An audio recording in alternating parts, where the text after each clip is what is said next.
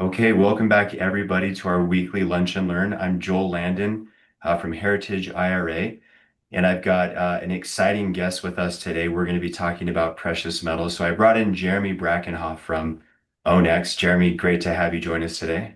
Hey, thank you. Good to be here, Joel. Yeah, definitely. And as always, we like to put out informational, educational content for our clients and those that are within our community. So we're happy to have you here. And we hope that those listening today or listening to the recording will have an opportunity to dig in a little bit more and learn how they can use their IRA to secure precious metals, gold and silver specifically. It's obviously, I think in my case, a trending topic. We've seen precious metals make some significant changes over the last little while, so we're excited to hear from you, the expert. And I know we have a lot going on, a lot in the works between your company and our firm, and we're excited about some of the upcoming opportunity for our clients and those in our community. So, with that being said, Jeremy, do you mind just taking a moment, sharing a little bit about yourself, where you're from, how long you've been in the industry, and maybe dive in a little bit to what OWNx offers and the services there? Yeah, sure. So I'll start. I'm Jeremy Bruckenoff, CEO, founder of OwnX. Previous to starting OwnX, was an IRA off, or excuse me, a registered investment advisor.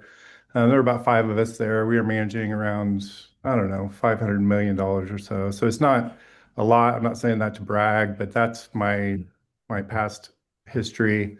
We started this for the purpose of our clients, and then, it just kind of, got some legs of its own. I divested myself of the RIA business, and so that was in 2008.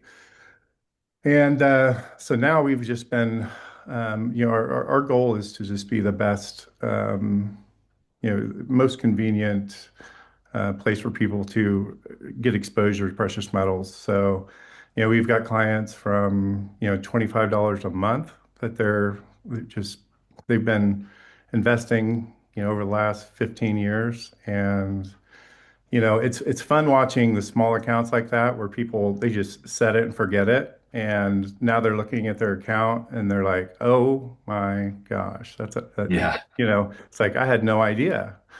So, and then we've got people that are, spending, businesses, individuals, millions, that, and our system will handle all of it. So, that's kind of the baseline, of what we do. One other thing we do is we make it available for employees as a benefit with their company. So anyone that any business that wants to offer this as a benefit, it'll come right out of their paycheck, or there's different ways that we work together with businesses as well. So we just want to make it super easy.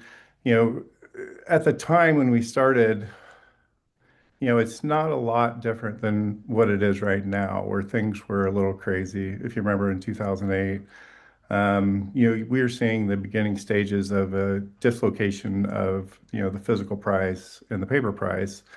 And so, we thought it was very important to get our clients into, the physical. And so that's where it started. There's a massive gap. Um, Minimums people had to have, ten, $20,000 to start. So we just created a system that could handle everything, same price across the board. And then, we just like to see ourselves on the same side of the table as our clients. So, that's awesome. that's a little Cliff Notes version of. Yeah, yeah, I love it. No, I think that's awesome. And you brought up 2008. That's personally, that's kind of when I actually started acquiring precious metals, silver specifically. It was something that I could afford. And, I think it was the tone or maybe the environment then that drove me to be interested in having possession of actual metal. So, I appreciate you bringing that up. It definitely helped remind me of my early experience. And I love that you guys, it seems like you guys are just running with that theme of making it accessible, Yes. allowing anybody to have the opportunity to hold something, that's as tangible as precious metals. And I know today we're going to have a lot of people listening that are specifically using their self-directed IRAs to acquire metals or they're interested. But of course, that shouldn't stop anybody from using their personal money, of course, as a part of their investment strategy to acquire metals. And I'm confident that you guys obviously offer that in Yep. addition to IRAs. So, Yeah, absolutely. um, cool. So I think what I'd like to do, Jeremy, if you're okay, I've got a series of questions that I think our listeners are going to benefit from. I've been in the self-directed industry for about 8 years, and this has certainly been an asset class that a lot of clients I've interacted with, they've been curious about, they got into for the first time. And so a lot of these questions are taken from those experiences that I've had with others. So if you don't mind, I'd love for you to set the stage and just kind of tell us really why precious metals still matter today to a retail investor. Yeah, yeah. Well, I mean, they've mattered for 5,000 years. It's always been the denominator, the constant, over the last 5,000 years, and it's still the case now. Very, very long time ago, I made the quip that, I'll stop, having precious metals, maybe. As soon as all the central banks of the world stop, right? I mean, so it's still the foundation of the monetary, and whenever there's uncertainty, then it's always going to be the place where people go. So I kind of look at it as like like your portfolio insurance. So 10, 20%, you just have that there. It's like it really um, gives some alpha, and then also just some asymmetric opportunities. So no, it's definitely a something that everyone needs to have, and if you can make it easy, you set it, you just put it in there, and you just forget about it. Rebalance every once in a while, but it's a constant that I think every investor needs to have in their portfolio. Sure. Yeah. I know that people listening today, they could be listening 6 months from now or a year from now. So things could look different economically with precious metals compared to what we're seeing today in January of 2026. But I would say just watching silver over the last maybe 5 months and Yeah. the changes really that have taken place. I Yeah. know there's a lot underneath the surface that influences that. Do you Yeah. mind shedding any light on that and what you see? Obviously, no predictions. I don't know if anybody could really make those predictions, but what are some of the economic drivers that are influencing just this massive change in silver value? Yeah, you know what? That's about a 4-hour conversation because there's a convergence of many, many different things. But to really just simplify it, there's tectonic shifts that are happening. Trade. There's been a structural deficit of silver for a long time, and so all of these things are coming together. And it seems like in a long time that we're actually getting some price discovery, in the silver market. Where it ends up is, I think it's going to be completely repricing, and we're trying to figure out where that pricing, or the world's trying to figure out where that pricing is going to be. Demand is going up. That's not stopping. Has a massive amount of demand, the silver does. And for anybody's view of the future, it's not going away. So it's very inelastic. It's always going to be used. Um, so, I mean, it could be. Yeah, there really is no upside um, target that you have, but it could easily, move um, much more. Yeah, Because yeah, when I things can are only getting imagine. repriced, there's a lot of different factors that are being taken into account, and so it could be hundreds from here. Over time as monetizing debt. There's a lot of moving pieces that that contribute, and precious metals are not going to go away. This is not a new, the only difference is that this is on a worldwide scale, but precious metals have bridged um, history. It's tied it all together. I mean, there's been a constant, and it's been precious metals. And I think it's pretty arrogant for anyone to think that, precious metals are not going to be, a part of that equation in the future. So, when they're I buying agree. as much as they're buying, it's like just keep on buying. I have a motto. It's just like just keep buying. I mean, we're buying, right along with everybody else, and so we just want to get on the same side of the table and say, all right, here it is. We have an edge program that we can just pass along. So we have everything set up on the wholesale side, and we just pass that straight along to um, anybody that wants to invest. There is one of the reasons why I started, just if I may, is Yeah, that of course. when I looked in 2008, I looked across the landscape of precious metals companies that were out there, and I hate to say it, but it was like a bunch of used car dealers, right? Just Totally. getting I've seen whatever it. they can. And even now, they're spending millions and millions of dollars in advance because they know they're going to anybody that'll pimp their product, because they know that they're going to, they have 20, 30, 40, 50% margins. So imagine going into an investment that it has to double before you break even. I mean, that's not an insignificant portion of the gold and silver landscape of people that are selling the precious metals. And so we just wanted to bring transparency and say, hey, here it is. You can invest in it. It's very, very transparent. If you want it delivered to your house, that's not a problem either. We can just ship it to your house.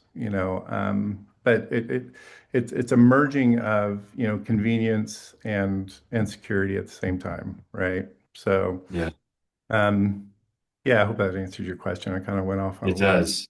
No, I appreciate you pulling back the curtain and just sharing from your own personal experience what you've seen and really what you're ultimately trying to provide to the end user. So I appreciate that a ton.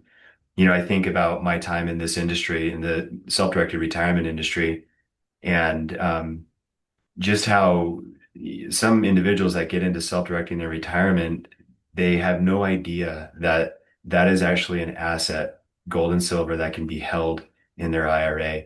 But once Mhm. they do become aware of that, they go down the rabbit hole and they start Yeah. uncovering how it can benefit them, how it can be a part of their retirement portfolio, how it can hedge against inflation as a part of their retirement portfolio. So, those listening today, if you've never heard about this, or if it's something that's new to you, or you want to explore more, connect with us. We're obviously willing to have the conversation to dive deep into what does it look like to take some of your retirement funds today, purchase precious metals, and we can do that with OWNx, and ultimately have those metals held in your IRA long term to be a hedge against inflation or to be, a valuable, tangible asset within your retirement account beyond just real estate, or beyond Bitcoin. Um, so yeah, Jeremy, I love that. I love that you dug into that. I know you've been in the business long enough to see this, but what are some of the common frustrations that maybe not even just a self-directed IRA owner has experienced with precious metals, or at least trying to participate? I'm sure you've had people Yeah. show up on your front door saying, "I'm trying. I want metals. I keep running Yeah. into problems, pricing, you name it." Could you maybe peel back the onion there and share a little bit about what those common frustrations have looked like? Oh my. Yeah. Well, there are many. I touched on one, and that's just straight out price. I mean, there's just a lot of gouging going on, so massive margins. So then when they go to sell it, if the place where they purchased it is still open, maybe they'll buy, maybe they won't. Lots of questions around, liquidation. What's the price of liquidation? How do you sync those things up with your custodian? Um, it's the time process, could be, weeks to months, depending, right? Because it's all just like this paper shuffle of moving this, that, and the other over. So where we solve that problem is, integrating with select custodians, and we take that process and we condense it to days at max, just depending on how fast you get after it. But there's not a lot. There's some I's that need to be dotted and T's crossed, on the IRS and the custodian side. But once you get that locked in, you can buy and sell, similar to like an ETF if you want to, right? And the costs are going to be in that same range of an ETF, but you have the security of having ownership, direct ownership of physical metal at the depository. And so it gives that extra layer of security. There isn't any counterparty risk. It's a direct ownership. So you can't really say that with the ETFs. They may, you just don't know. If a crisis hits, it's like, well, here's what we'll do. We're going to settle for, cash, whatever that is. Um, but just the process, they go in, and there's not really a clear path of how to get precious metals in. It's like, okay, you call the dealer, and then you got to fill out these papers, and we just take all of that and we synthesize it through one integrated process, and you can be trading in no time. That's awesome. No, I love that you guys have put together what sounds like more of a digital process rather than like an antiquated, like long form version Yeah. of acquiring precious metals. Well, I That's mean, awesome. precious metals are one of the most liquid investments or liquid assets on the planet, and so Interesting. it just didn't make much sense that there were so many roadblocks, to be able to purchase precious metals. And so we just wanted to bring that into the everyday um, um, process Yeah. of living and investing, where you can, open up a, precious metals account that you could have, be up and going in no time. Yeah. No, that's crazy to think, as an investor that precious metals being one of the easiest types of assets to convert or liquidate. But in all reality, it could be as long as, several days. It shouldn't be that way. So I love that you guys have really fought against that and developed something that's far more streamlined. You brought up counterparty risk. I hear that often in the precious metal space. Do you mind just distilling that, maybe breaking it down a little bit and why that's actually important with an asset class like this? Yeah, well, it's important to have direct ownership. If you're investing in something that mimics a price versus actually owning the investment, it's a massive difference. So, an example of a counterparty risk would be that with the ETFs, the banks are the counterparty, right? And so they say they're, having this as backing. Um, but if silver becomes, this is the term I kind of like, unobtainium, you know, Okay. I mean, like if silver, if there's a problem, in the flow, or there's a monetary, issue, then there's clauses inside um, um, the agreement with SLV or GLD that give them wiggle room to be able to, um, settle in a um, non-metal transaction. So, with us, Okay. it's you own it outright, at the depository. You direct what you want done with it, and there's nobody else. It's like For sure. it's you and the metal. That's it. Yeah, I love that.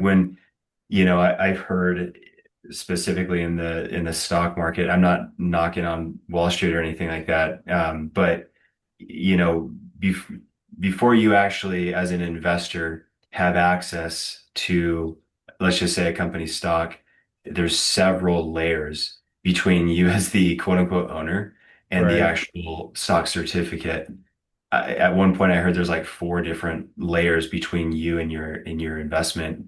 And I guess that's probably the definition of counterparty risk. What happens in the event of insolvency, or like what happens to those intermediaries between you and your stock? Like, does Yeah. your stock disappear compared to obviously taking Yeah. possession? Yeah. It's one of the few assets that you can own that will never go to zero. So, equities, the company could go bankrupt, bonds, they could default.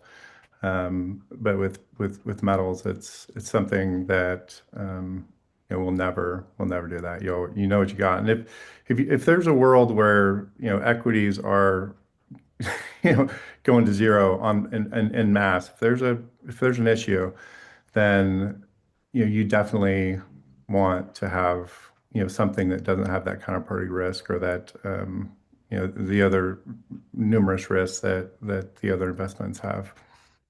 Got it. I want to shift gears a little bit. And, as I was doing some research, I started uncovering this concept of fractional investing versus buying metal by weight.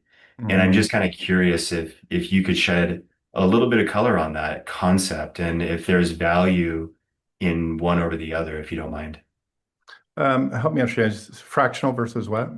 Yeah, versus buying by weight. Or buying If that, like full, like buying bars. yeah, exactly. Gotcha. Gotcha. Well, the buying by bars is definitely a strategy. Buying by weight or by like fractional pieces of a large bar, that's where you get in. You can get the full bang for your buck. So you don't have to spend money on premiums. You don't have to spend money on stuff that is kind of ethereal. And so it may be high right now, and then later when you go to sell it, the premium goes away, so you don't get the benefit of that extra money. It's just another way that, you know, it's just an extra factor that doesn't need to be there. Our policy or where we're coming from is, invest directly in the metal to as close to the trade price as possible. And then so you build, and so the more money you have going into the actual metal, the better returns you're going to get on your whole, precious metals portion of your investment.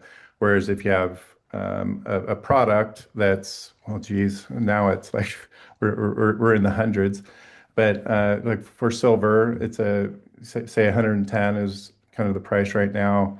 You add another 10 or $12 on top of that and so that extra $10 is not working for you, in that premium.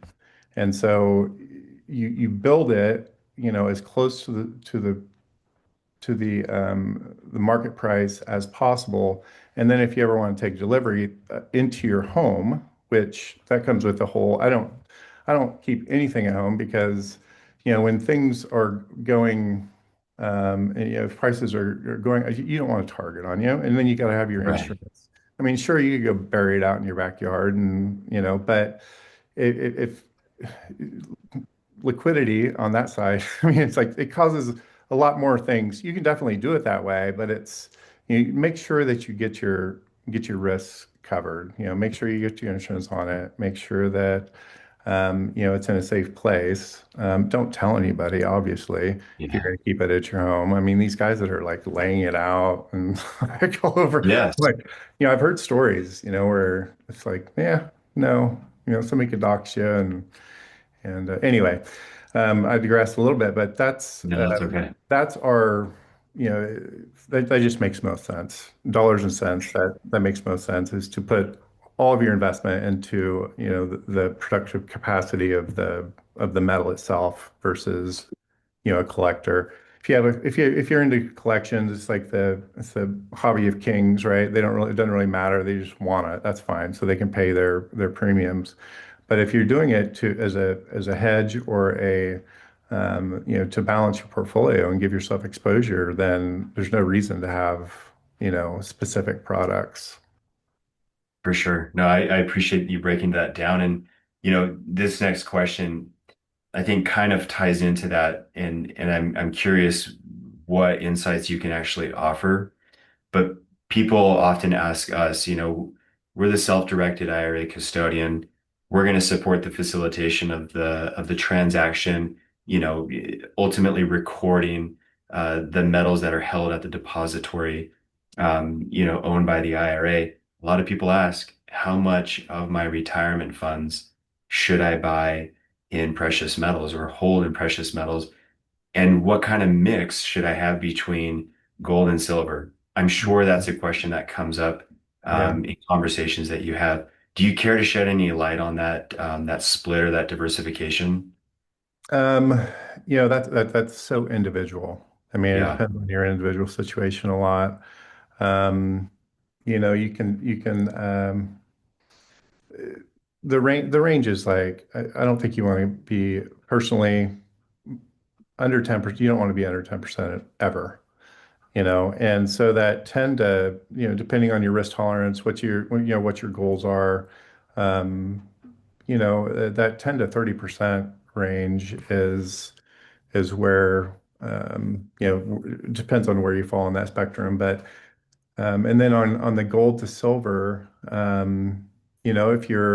if you're looking at preservation, then gold is going to be less volatile. Volatile meaning it's going to. But silver has more percentage upside. I think we've seen that we're at roughly 50 to 1, down from 90 to 1 or over that of the gold to silver ratio. I think that in this round, it'll continue to compress the gold to silver ratio. And then if you wanted to, kind of move from silver to gold, more in a preservation mode, then you could easily do that as well. So that's something that you could do right there on the platform as well. Whereas if you had, you know, bar specific bars that you would have to sell and then you'd have to buy back by going the weight route where you own it directly, the physical metals, the weight, you could sell a portion of your silver, for instance, and convert it over to gold right on the same platform. So your ability to manage, your precious metals assets is, your physical assets are much better, on a platform than, getting it, pulling it up out of the backyard, digging it up, pulling it out, boxing it up, figuring out where to send it, who to sell it to. It's like, listen, if you have any, uh, if you're planning on just pushing that down to your, when you die, then that's fine. But if yeah. you definitely want to keep a portion you could do both, you know. For sure. Yeah, no, I love that. And, as we start wrapping this up, Jeremy, I wanted to ask a couple more questions. I thought about risk. You being in the industry, confident it comes up in conversation. If there's any risk, what would it look like for an investor, a retail investor who's curious about holding precious metals? I know you talked about, keeping it secret or safe in a way, but what would you say are some risks, if anything, that people might ask you? Hmm. Well, I mean, robbery is always a risk. Sure. But as far as like price risk, there's always going to be a, price risk, but that depends on if how you're looking at your accounting, right? I mean, it's like you still have your ounces, whatever those ounces are. Fair So, point. that's not really, it's like, you have a piece of real estate, that's, that's, you own the You're real still estate. holding the You asset. still, you still got it. Yeah. And so, but other than that, I mean, but price risk, I think not owning it, you have more price risk than owning it.